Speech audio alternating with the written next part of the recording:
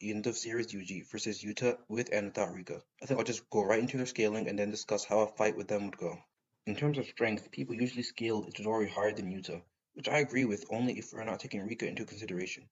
Rika was already able to immobilize Itadori during perfect preparation.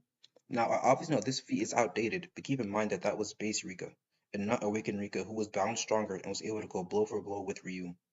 I also believe Yuta's strength is not that far off from Yuji. As Yuji stated, Yuta amps his physical capabilities with his immense curse energy, and if you factor in Rika, it is clear that she was stronger than Yuji, as she was literally able to hold the King of Curses in place. In terms of speed scaling, the most direct comparison we have between the two is within Yuta's domain. And after rereading Yuta and Yuji's 2v2 against Sukuna from chapters 247 to 251, I actually realized Yuji did not land a single hit on Sukuna without Yuta's help, while Yuta was consistently tackling Sukuna. And within the later chapters, Yuji really hits the blows on Sukuna without outside help, and keep in mind, Sukuna was consistently getting weaker as the fight progressed. Now, obviously, Yuji did get weaker too, but as the fight dragged on, he also got buffs and breaks, so his feats become a bit iffy, because it becomes hard to judge how much stronger he became than his pre-awakened version. I'll also take this as a chance to say that it is difficult to scale feats that did not happen within the same time frame or range of chapters. Moving on to durability, this is pretty straightforward. Sukuna compares both Yuta and Yuji's durability to Ryu and states that they are not more durable than Ryu, implying Yuta and Yuji have extreme relativity. Moving on to endurance, I think we all know who this category goes to.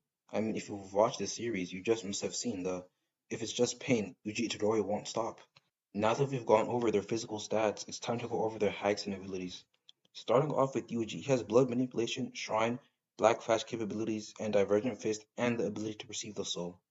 Starting off with Yuji's blood manipulation, while it is not bad, he does not have the same level of application as Chosa or even Kamo. Not to mention Yuji cannot use blood manipulation's most prominent application properly, convergence. This means that Yuji cannot use Supernova, and Yuji's piercing blood is pretty much half-assed. I honestly think Yuji's shrine is much better. Against Sukuna, we haven't seen Yuji use Dismantle, but only Cleave. I don't know whether that was because he couldn't use it or just because he didn't. I honestly think Yuji's shrine is better than his blood manipulation, because Yuji can't use blood manipulation at range, which is what I think is blood manipulation's greatest strength. Yuji's blood manipulation also doesn't have that much firepower compared to his shrine.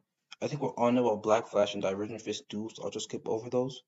Onto Yuta's abilities, they mostly all come from his copy curse technique. However, he only has 5 minutes of usage. Within his copy curse technique, he has access to Shrine, Sky Manipulation, Curse Speech, Yushikigami, Precognition, and Jacob's Ladder. Outside of his copy curse technique, Yuta has access to Rika and needs to activate his copy